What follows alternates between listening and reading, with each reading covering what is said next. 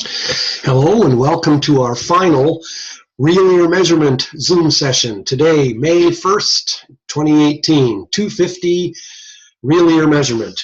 We complete Unit 7 on this particular Zoom session. Last week, we finished Unit 6, I'm reading over here. We went over slides through to the end. Then we talked a little bit about the Sanders article. The article that said, hearing aid manufacturers may all use the fitting method called NAL-NL2, but they all use it in different ways. In other words, their targets are all slightly different from each other. Even if you baked in the same hearing loss into NOAA and you chose Bernafon, NAL2, or Oticon, NAL2, or Unitron, NAL2, or Phonak, NAL2, or Starkey, NAL2. NAL2 would differ on each of the fitting methods, on each of the manufacturers. And so you really, the only true verification is done by real ear. The only place you will really find the unadulterated NAL2 is on real ear equipment. Strange but true. So food for thought. Just thought I'd let you know. Share screen and we'll talk about we'll do a PowerPoint presentation here on Unit 7. So we'll pull this guy up here. And last week, this is what we did. We talked about the Sanders and Mueller article. And we did mention how that article talks about manufacturers' NAL2 fittings fail real ear verification. It's quite a good article, actually. I really wish there. Can't stand that black bar always peering down all the time. Anyway, this is showing results for manufacturers' proprietary fittings. Okay, so not NAL2, but proprietary fitting methods for male speech passage of AudioScan VeriFit at 55 dBSPL. Now that male speech passage is probably this statement: carrots are planted in the spring. Carrots are part of the parsnips family, blah, blah, blah, blah, blah, blah, blah, blah. It's a 90-second or whatever, just blurb containing all kinds of sounds of English in it, and it just happens to be the input passage used on one of the real ear systems, and in this case, AudioScan. Okay, I think at OTC you've got the Oracle, you've got Metarex, you've got a few different real ear systems, and they're not better than each other. They're all real ear systems. Anyway, results for manufacturers' proprietary fitting targets for male speech passage of AudioScan VeriFit at 55 dBSPL input, averaged for 16 ears. NAL2 fitting target is shown as a reference. There it is in red. Look at how the 5 different manufacturers, all their proprietary fitting methods, even for the same hearing loss, okay? So the NAL fitting method in red would be for some particular hearing loss. And then you're looking at the targets of what you're getting, okay, when you're fitting according to manufacturers' proprietary fitting methods versus NAL2 as it's really found on a real ear system. So the NAL2 fitting target is shown as a reference. So this is 55 dBSPL inputs. This is 65. Now they're much closer, much closer. But look at 75. Now they're even more. So it's almost like they're fitting like with a linear hearing aid, giving the same kind of gain for all inputs instead of decreasing the gain as the inputs go up. Kind of strange. And then last week we looked at 3 more different things. And this one says average different values for the real ear output for manufacturers NAL2 compared to NAL2 on the AudioScan real ear system.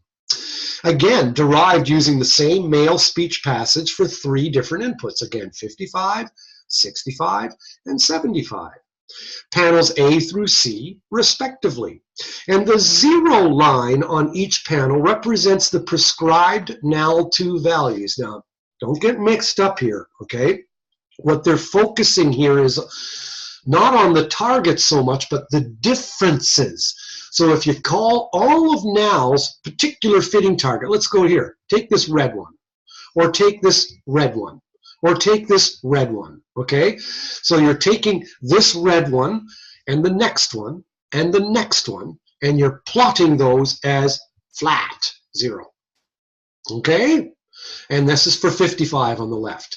This is for 65 in the middle. This is for 75 on the right. Once again, though, this red line for 55, this red line for 65, this red line for 75, plotted respectively as 0, 0, 0. Now let's pull it in closer, because the 0 line represents the prescribed NAL2 values. Points above the 0 line indicate a real ear output more than NAL. Points below the 0 line indicate a real ear output less than NAL, as found on the audio scan, as the red lines. Okay. So all we're doing here is pulling up A closer. Okay, so if you call the 55 dB SPL targets for NAL2 as 0, look at how the 5 different hearing aid companies all vary from it. Okay, red, purple, green, black, blue, most of them fall below NAL targets. Some are at the NAL targets, 2 of them are. But the remaining 3 are all below NAL targets by about 5 to 10 dB here, by about 5 dB in the middle, and by about 10 to 15 in the highs. And the red manufacturer, hearing aid manufacturer number 5, it stays most true. I don't know which one it is, they're not telling us that. Okay, but that's how much the manufacturers differ from NAL2 targets as found on real ear. And this is manufacturers' implementations of NAL2. And look at how their outputs, so that when they fit according to NAL2 on manufacturer 1, on manufacturer 2, 3, 4, and 5. Each time using the NAL2 on that particular manufacturer, and now we're looking at what the outputs are. Look at how far they vary from NAL2 targets as found on the real ear, which would be the 0 line. Now let's look at 65 dB SPL inputs. Same story, same hearing loss, same method, okay? So what we're doing here is comparing manufacturers' versions of NAL2 compared to the unadulterated NAL2 on the real ear system, but now for 65 dB SPL inputs. Now we're closer to the true NAL targets, but some are above NAL2 targets for the lows, but all 5 are below NAL2 targets for the highs. And again, the red is most true. I don't know who that is, but they're the most true. Look at what's happening for 75 dB SPL inputs. Okay, NAL2 as found on real ear is going to be at the 0 line here for 75 dB SPL inputs, and look at how much the manufacturers are going above NAL2 targets using their own NAL2, and now they're slightly falling below NAL2 targets in the highs. But there's a strange, and it's like for the soft inputs they're all below, and then for average inputs they're much closer, and then for loud inputs they're much more. And it's weird. It's like they're fitting linearly again, just like the first 3 slides that I showed you here. Way below, here's NAL2 on real ear, and then here's manufacturers' proprietary fitting methods. And once again, for 75, they're more than NAL. Here they're at NAL. Here they're below NAL. So it's really strange. It's like the manufacturers are fitting almost linearly, giving the same kind of gain for soft, average, and loud inputs. And that odd thing they're doing seems to persist when looking at their proprietary fittings based on their proprietary fitting methods, and also when comparing how they use NAL2 compared to NAL2 as it is on a real ear system. A, they're all below 0. B, they're hovering around or closer to 0. And C, they're above 0. It's just an odd thing. Just an interesting article I found. Now let's get to the heart and soul of today. So you can realize we've looked at that Sanders article now 2 weeks in a row.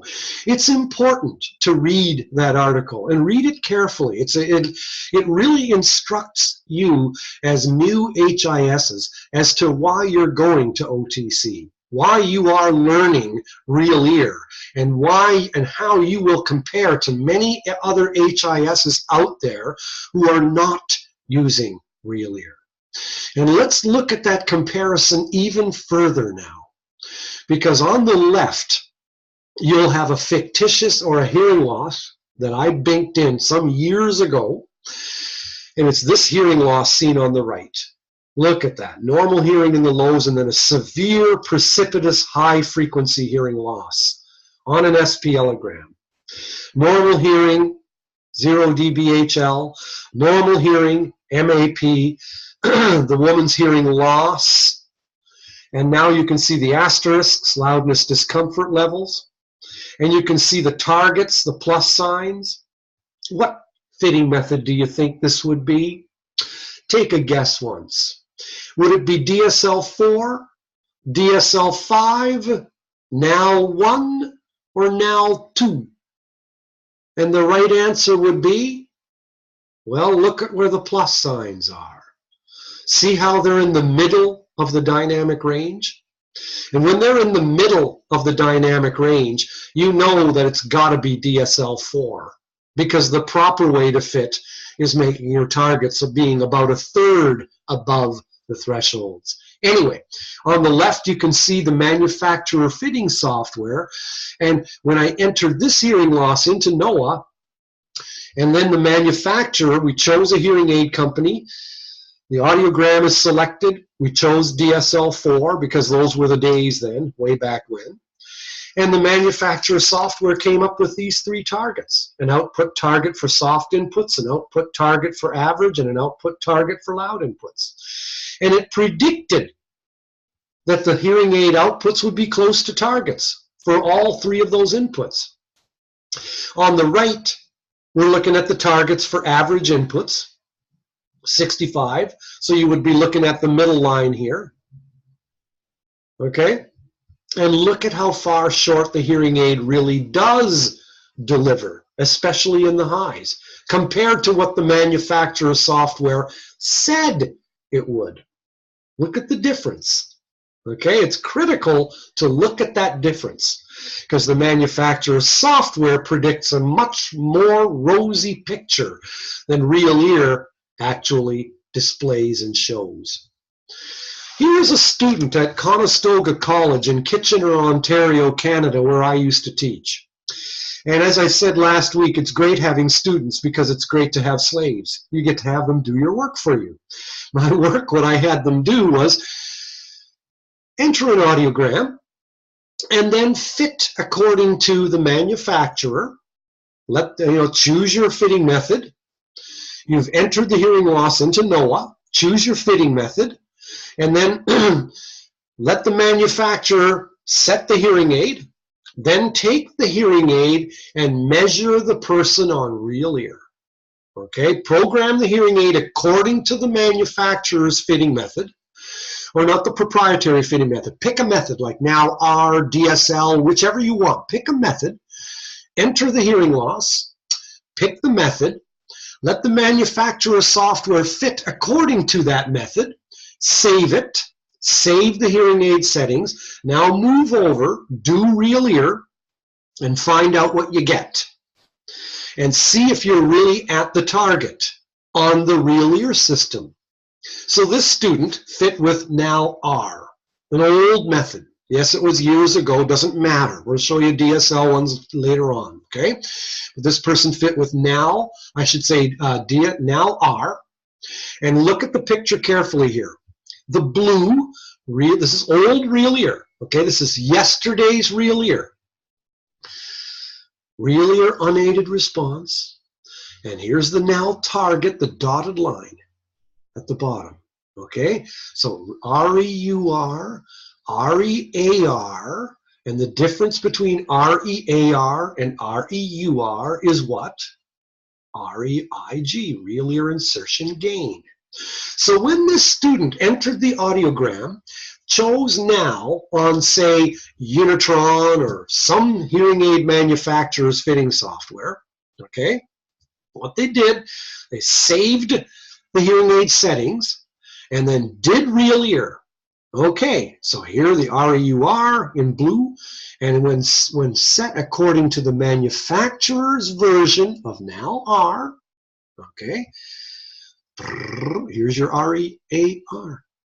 So the pink or brown minus the blue gives you this. Look at this real ear insertion gain, shy of target. What did the student have to do to really meet the now R target? Boost things up so that the REAR is now the yellow. And now the yellow minus the blue is here. Okay? Very interesting. You can see aided 1 input is 65, aided 2, 65, unaided was 65. Okay, so all of it was 65 dB SPL inputs. That's just what she chose, but the point is, look at the differences. Here's another one. Now the same student, okay, here we go, student 1, student 1. Now she fit according to DSL-4, okay? So now you're in today's real ear. MAP at the bottom, loudness, discomfort, the asterisks up here. The hearing loss now entered here in blue. Okay, the plus signs halfway above the thresholds. All right, here we go. And again, yesterday's real ear, today's real ear. Student 1, same thing. But now look at how today's real ear, at least you can see the hearing loss entered. Okay, whereas in the old real ear, the hearing loss is nowhere to be found. A crummy tool for counseling, but we've said that before. Anyway, when fit according to DSL-4, the audiogram entered into NOAA, this same hearing aid company, probably the same hearing aid, the student just chose DSL-4 as the fitting method. And then fit according to the manufacturer, fitted the manufacturer software, and according to DSL-4. And look at the output in brown or red or what have you, that was saved in the hearing aid. Okay, when moving the person over to the real ear system, verify, measure what you got, look what you got. So she programmed the hearing aid, saved the audiogram, I should say, into NOAA, chose DSL-4 as the fitting method, fit according to that fitting method, saved the settings, moved the client over to the real ear system, stuck the tube in the ear, put the hearing aid on top of the tube, found out what you got, and what did you get? The brown. And are you at target? Nope. Okay, what did she have to do to make it hit the target? She had to increase the output considerably in order to hit the target. Now, it's not that hitting the target is right, because maybe this is too much. Remember, it's DSL-4, okay? Preferably, this is the better one, the brown. But right, wrong, or indifferent, the point is the manufacturer's software said she was hitting target, and she saved accordingly. When she moved over to real ear, you weren't at the target, okay? Here's a student number 2. Once again, you're looking at NAL on the left and DSL-4 on the right. Okay? Hearing loss entered. On the left, you've got real ear unaided response. And then fit according to NAL R on the manufacturer. Save the settings. Move over to the real ear system. Stick the tube in the ear. Put the hearing aid on top of the, no, first do REUR in purple. Now put the hearing aid on top. Here's what you're getting, real ear aided response in bluish green. Aided minus unaided, way down here. Way shy of targets. What did she have to do to make it hit targets? Increase the gain considerably. Now my REAR is in red, and now the red minus the purple is now much closer to target. And then looking at DSL, same client, same hearing loss, just a different fitting method chosen. Yesterday's real ear on the left, today's real ear on the right, minimal audible pressure on the bottom, the client's audiogram in this kind of brownish straight line, loudness discomfort levels at the top, the targets would be the blue dots. See how they're halfway above the threshold, so you know it's DSL-4. And now look at the originals. If you fit according to the manufacturer software, look at this, way below target. And what did she have to do to hit the targets? And another person, okay, now 1. Now we're moving to now 1. Okay, student 2, now R, DSL-4 on the right, now 1. Here's the hearing loss, minimal audible pressure, maximum power output. Here's the targets now. See how they're about a third above the thresholds. Okay, but again, fitting according to now 1 on the manufacturer's software. Save the settings in the hearing aid, move the client over to the real ear system, put the tube in his ear, put the hearing aid on top of the tube, run the stimulus again, and look what you're getting in blue. What did she have to do to hit the targets? Increase things considerably. Student number 3, DSL-4, and again, hearing loss going up on the right. And here's the original fitting. Here's what he had to do in order to best meet targets on real ear. Okay? And again, right, wrong, or indifferent. Please note, it's not that we have to hit the targets every time. The point I'm trying to keep hammering down here is that manufacturer software often says you are hitting target. In fact, on the display that you will see on your computer monitor, it will look like you are hitting the target of DSL or now or whatever. And then when you move over to do real ear and enter the same hearing loss and choose the same method, you'll find out you're not hitting target. And so you have to adjust things. So here's DSL-4. Look at how far short of target you are. And this is the first run. This is the second run. Okay, number 5, number 6. He's labeled it. Number 5, number 6. It's all labeled. Okay, look at he's got MAP, SPLogram. Okay, number 2. Let's see what he's got labeled. That's the thresholds. DSL target, number 4.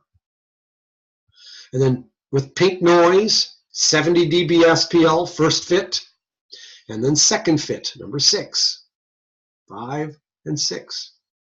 And now let's move to another fitting method. Same student, same hearing loss, different method. Here's the targets, about a third above the thresholds. And here's the first fit. Look at that. And here's the second fit. Huge difference. I mean, it just keeps going. The same story just keeps repeating and repeating and repeating. Whether it's now R, whether it's DSL-4, look at the brown versus the blue. This was the manufacturer's first fit. And remember, on the manufacturer's software, it looked good. You thought you were hitting target. You could have swore. That's why you saved the settings. You know, you entered your audiogram, you programmed your hearing aid according to your fitting method, and a rosy picture is painted. You go, yep, looks like I'm hitting target there. Save. And when you let the client out the door, he or she's just paid $5,000 for a pair of hearing aids, and you have not followed up by doing real ear. And he's getting less than what he should. Now, as a new hearing aid user, you may not want to hit target. Okay, but then for heaven's sakes, do real ear to show that you're below target. And then print it up or save it and indicate with notes why you did what you did. And then when the client comes in a couple of weeks, you can maybe boost the person up and better approach the target. And that's called being a hearing instrument specialist. That's doing the job. Student 5, you got all these vertical lines. I won't trouble you anymore, but basically, don't worry about that. That's an old real ear system that used really weird speech inputs like beep, beep, beep, beep, beep, beep. Don't worry about it. What I'm pointing out is the DSL4 targets, the plus signs, the hearing loss, the first fit in black or gray, and the second fit in this bluish green or whatever. None of them are hitting target in the very highs. Probably you wouldn't want to. And again, student number 5, first fit, second fit. Okay, DSL, now. And this is kind of a nice juxtaposition. Have a good look at this slide. Look at how the DSL4 targets are sitting right in the middle of the dynamic range on the left.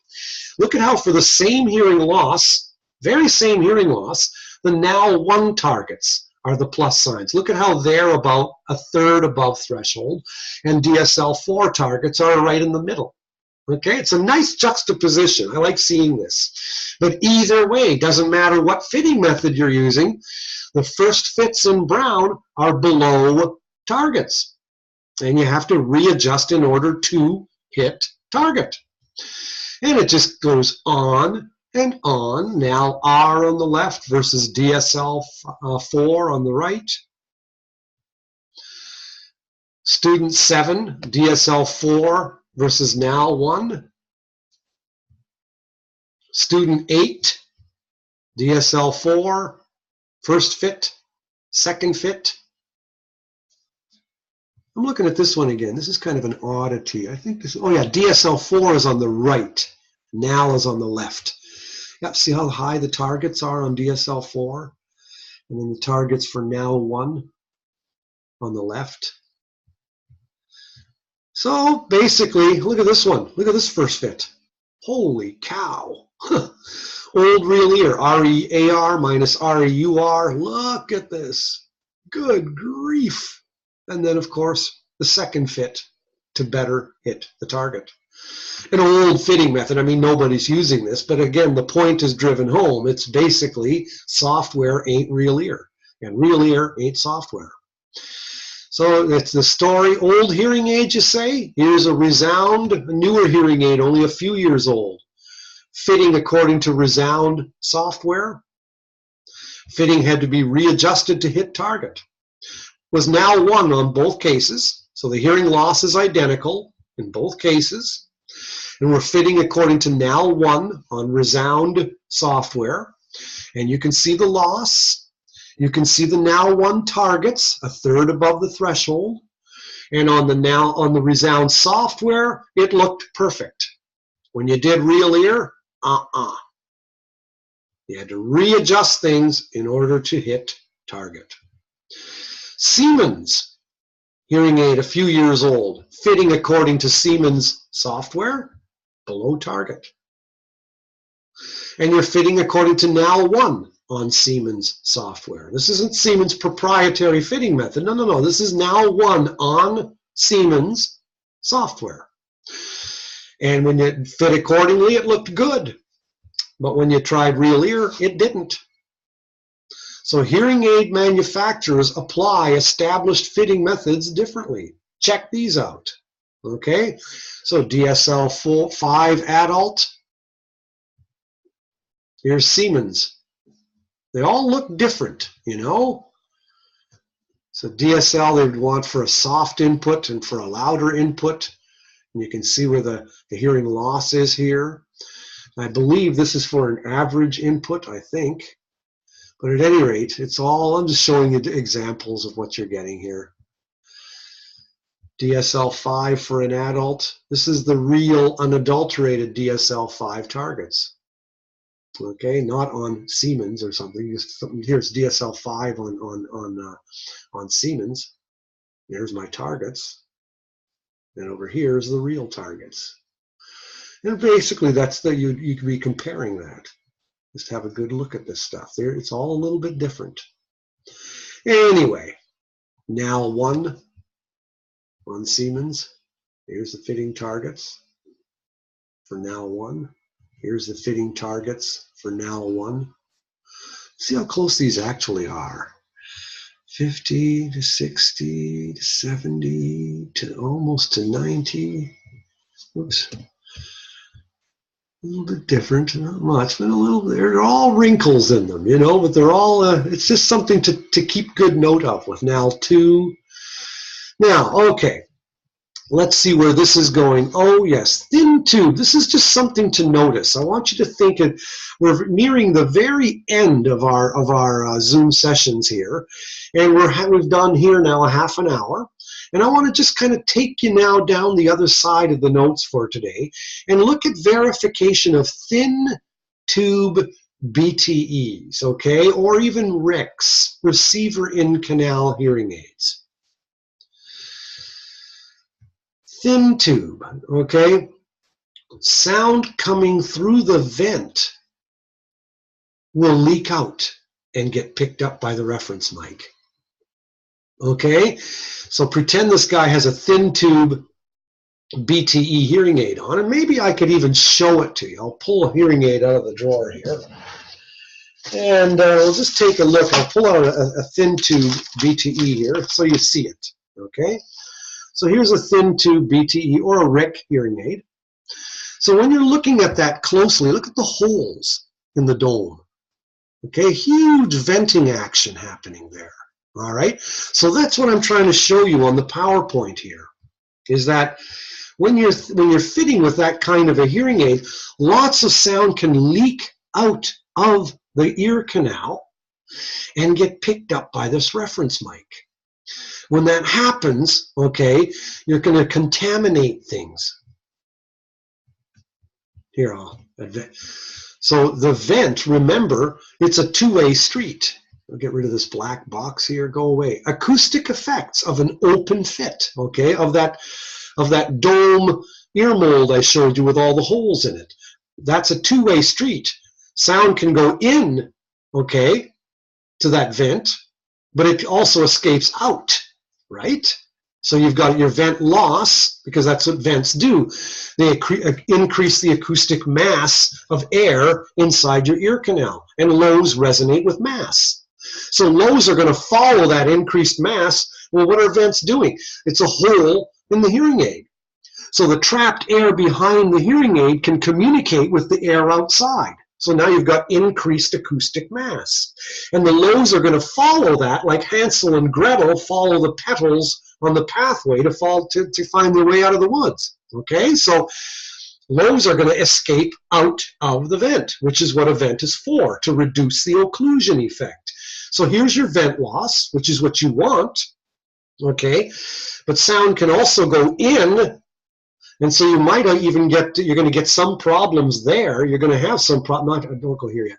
So at any rate, what can happen is sound leaking out of the hearing aid can get picked up by this reference mic. And that can be a problem. Thin tube BTEs also have a really thin tube, especially when you're not talking in terms of a RIC. Okay, I'll stop sharing. This hearing aid here is a RIC hearing aid. It's actually got a little wire in the tube. But if I pulled out another one, it's actually a thin tube BTE. Here, this one is actually a thin tube. There's no wire going through the tube, okay? And that's what that next slide is showing you, is that when you've got such a narrow tube, okay, you're going to lose some high frequencies. Here's sound coming out of a number 13 tubing, 2 millimeter diameter.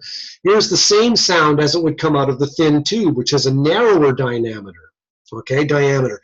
And so you're going to lose some of your highs. Just like when you talk into a horn, you lose some of your highs. The thinner something is, you lose your high frequency. So the thin tube BTEs really have to make this loss of highs, they have to make that up. But at any rate, here's the comb effect. And this is what I'm talking about, the vent being a two-way street. Sound coming in and sound going out. You can have a real interaction of sound coming in and sound coming out. You can get this cancellation and adding and cancellation. So you can have what they call a comb effect. It's kind of an, like the C-O-M-B, comb. I guess they mean it has sort of like teeth, you know. So open fit can give a pleasing mixture of in and out sounds, but at similar levels, these don't mix well. Leads to a doubling or canceling, the comb filter effect. At any rate, when sound leaks into a reference mic, due to a large vent, sound escapes and contaminates the inputs. The reference mic measures an increase in SPL because you're not only getting the sound from the speaker coming to the hearing aid, okay, but you're also getting leaked sound from the open vent. The real ear system, therefore, is going to reduce the test stimulus level because you've got added sound anyway. And it results in an underestimated hearing output. Okay? Your true response is shown here, but your contaminated response is going to be below. So you're going to think you're getting less than you really are. So you're going to boost stuff up, and then you're going to end up over-amplifying. Same here. Real ear leakage into the reference microphone. Reference mic measures an increase in dBSPL. The real ear system therefore reduces its test stimulus level, and therefore, okay, you're going to see less output. So you're going to try and increase that to match what you should be, but you're going to end up over amplifying. They did a study at Bernafon, and it's kind of interesting. It's a study to show about how thin tube, open fit, thin tube BTEs compare software predictions to real ear verification. 14 hearing aids from 9 manufacturers. Client experience level is set to maximum. Hearing aids were set to either Now 1 or DSL 4. Feedback manager was run only if recommended by the manufacturer. So again, 14 hearing aids from 9 different manufacturers. Client experience level set to maximum. They had 2 groups of hearing loss, a mild loss and a more moderate loss. So looking at the minimum loss on the top, here would be a Now 1 target on real ear, okay, for this particular hearing loss. And then you're going to see, look at all the manufacturers' variations compared to Now 1. And again, the purpose to compare, the hearing aids were set to Now 1 and DSL. Now 1, look at all the variations among that. And here's DSL-4 for the minimum hearing loss. Okay? DSL-4 target on real ear. And look what's happening among the different manufacturers and the different hearing aids. Lots of variation. Now you're looking at the maximum loss over here. All right? So here's your Now 1 target for that more maximum loss, the moderate loss, okay? And look at the variations among the manufacturers. Look at how they implement Now 1 differently. And look at for DSL-4. DSL-4 is that power-hungry one. All the manufacturers fall below that one, okay? But again, the point is just to show the huge variations. So now look at the proprietary fitting methods compared to DSL-4 and Now 1. Look at the proprietary methods for the minimum loss, and then the proprietary fitting methods for the more maximum loss. And again, here's the Now 1 target for the bigger hearing loss. Here's the DSL-4 target for the bigger hearing loss, as seen on the real ear system. And then here's the variations for Now for the manufacturer's proprietary fitting methods compared to DSL-4 and Now 1. You can really see how the manufacturers, especially the proprietary methods, really roll off the highs, don't they? I mean, maybe you wouldn't want to be here. I mean, that much may be very well be said to be true. But here, they're really still rolling off the highs. And now 1 is kind. It's a very kind method. It's not over amplifying. It's asking for quite a realistic and viable, no problem type of frequency response. And yet the manufacturer's proprietary methods are like woefully underfitting. When you look at the minimum loss, the difference is there too. Okay, so this slide and this slide, we're comparing proprietary fitting methods, okay, to DSL4 as on real ear, and now 1 as on real ear. And this slide for the minimum loss, this slide for the maximum loss. And then with these slides, all these first slides here, you're looking at now 1 on real ear versus now 1 on the manufacturers. And now DSL4 on real ear versus DSL4 on the manufacturers. So in a weird way, this particular set of slides I'm showing you is a lot like the Sanders study that I talked about at the very beginning. Okay? The differences there were shown for now 2. This is just kind of showing you the differences for DSL4 and now 1. Okay? So no matter what you're talking about, the differences will be plain no matter what fitting methods you choose. And I think that's the important thing to take home here. Manufacturers, fitting methods, and real ear measurement. Manufacturers buy the rights to now, DSL, etc., but they also alter these to suit their needs. Manufacturers have proprietary fitting methods. These especially tend to roll off the highs. Why? Software almost overestimates gain and output. Real ear almost always shows less than predicted. But read a couple lines up again. Why do they always roll off the highs? Probably for better initial customer satisfaction. It's probably to address the fact that the guy's not used to wearing hearing aids and you want to put him in the shallow end of the pool first. Well, I would still fit with real ear, and sure, new hearing aid wearer, deliberately underfit, deliberately shoot under targets. That's why manufacturers often ask you, is it a new hearing aid person or not? What's the experience level? And you probably should fit below target. But for heaven's sakes, measure what it is that you're doing. And then explain what you did, why you did, and what you're going to do next time.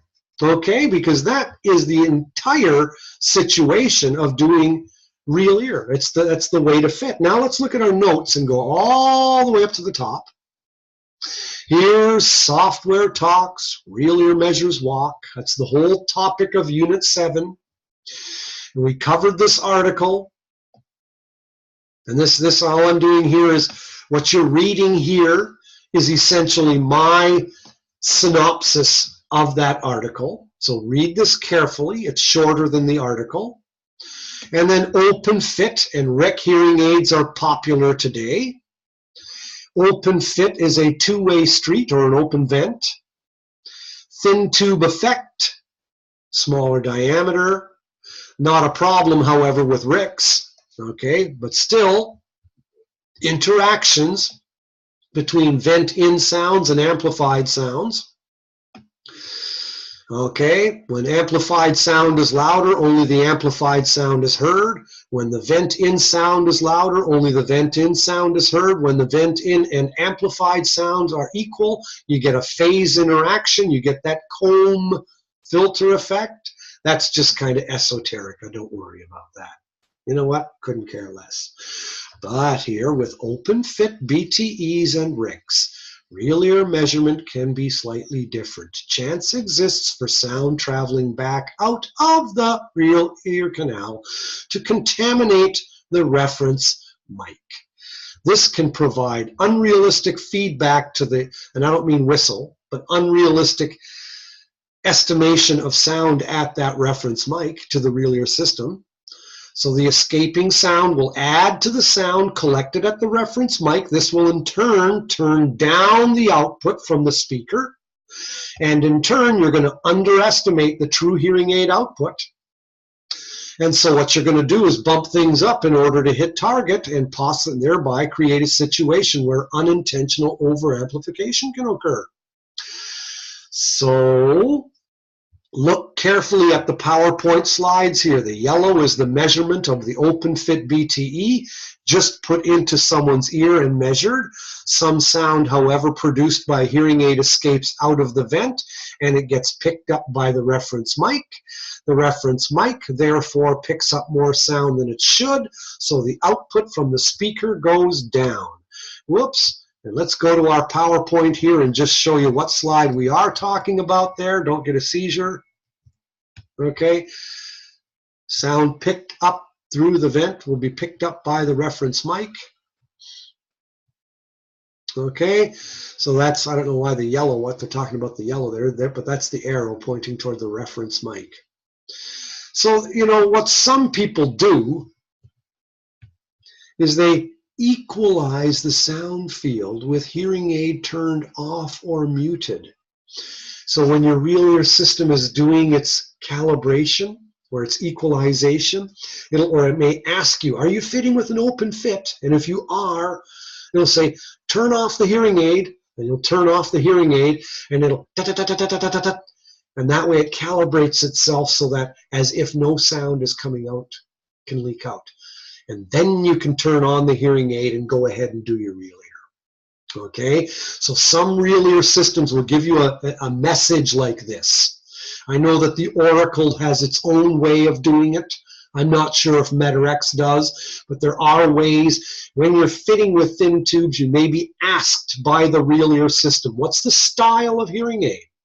What's the mic location effect? Oh, by the way, many in the class were asking what MLE means. Mic location effect, which has everything to do with the style of the hearing aid. Because if the mic is on the top or on the back of a hearing aid, it's sitting here. Whereas if I'm fitting with a CIC hearing aid, okay, the mic is over here, and it gets the benefit of the resonance of the concha bowl. Okay, mic location effect. So the hearing aid is asking you for the style of the hearing aid, where the manufacturer's software is, but it's also asking you for the style of hearing aid in order to know whether you're using an open fit dome. Are you using this?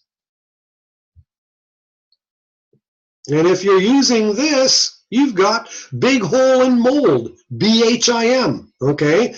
You got big hole and mold, you've got sound leaking out.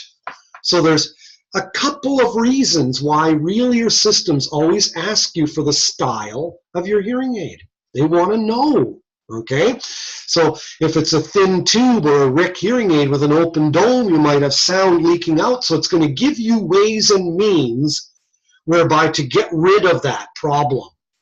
And it usually means turning off the hearing aid and letting the real ear system do its weird thing, and then turn the hearing aid back on again, and then that problem with sound leaking out is not taken into consideration by your real ear system.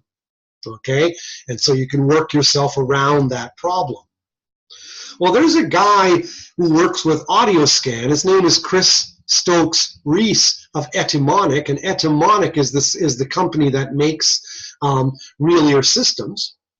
And basically, they did a study that really, they found out that that problem is often overestimated anyway.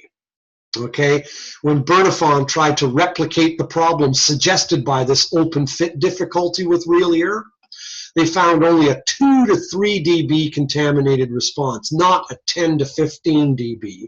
So the people who were whining and complaining about it were over-exaggerating.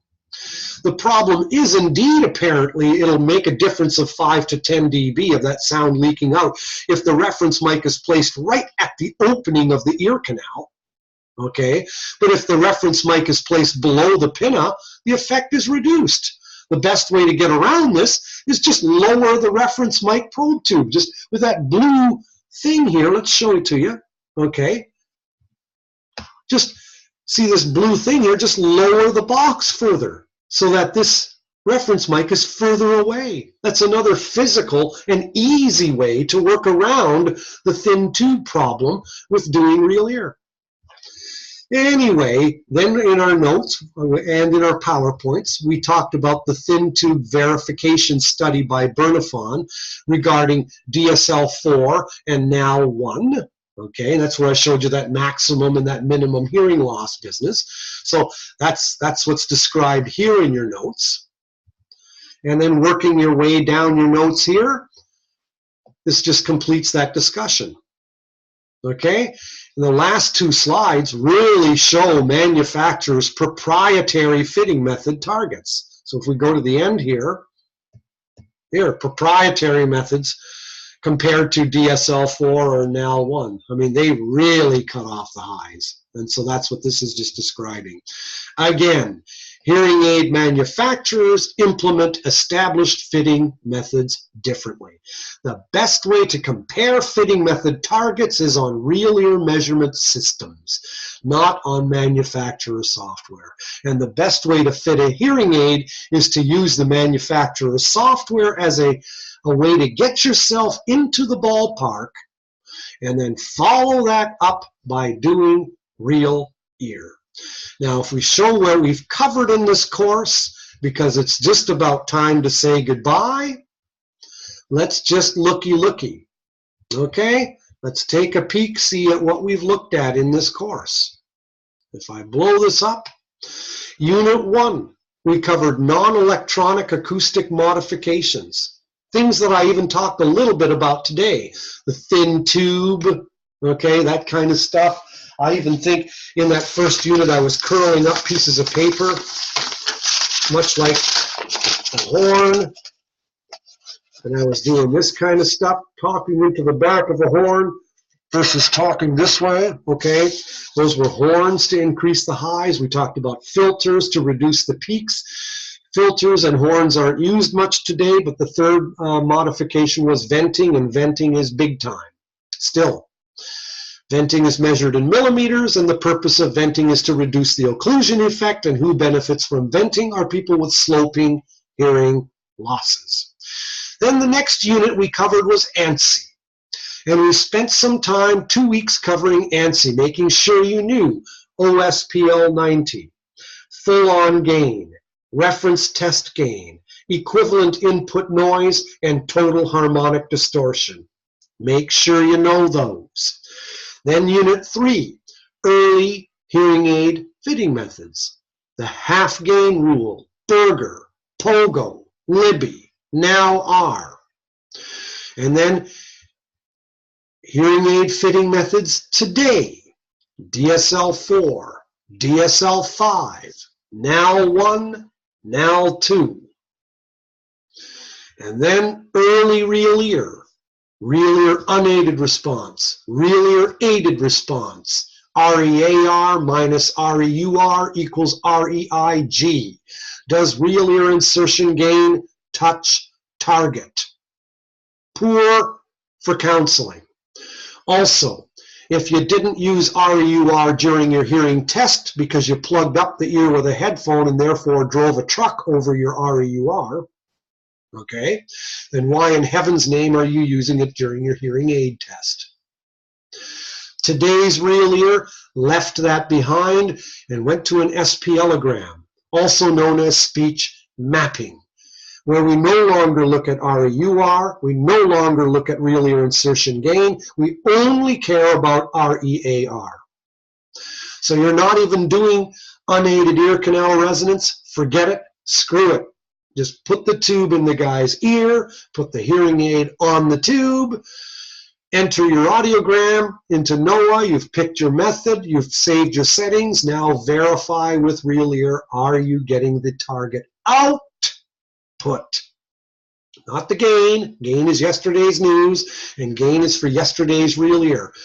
Today's real ear, output is king. And what are you looking at? The mapping of speech. What do we mean by that? Filling up the client's dynamic range with both soft aided speech, average aided speech, loud aided speech. So you're looking at what are the outputs for soft inputs, what are the outputs for average, what are the outputs for loud inputs. And then that was Unit 6, and Unit 7 is software talks, real ear measurement walks. So we've taken a whole walkabout, okay, in this field, in this course, 250. We have kind of reviewed stuff that you looked at in 110, okay? We reviewed stuff that you looked at in 150.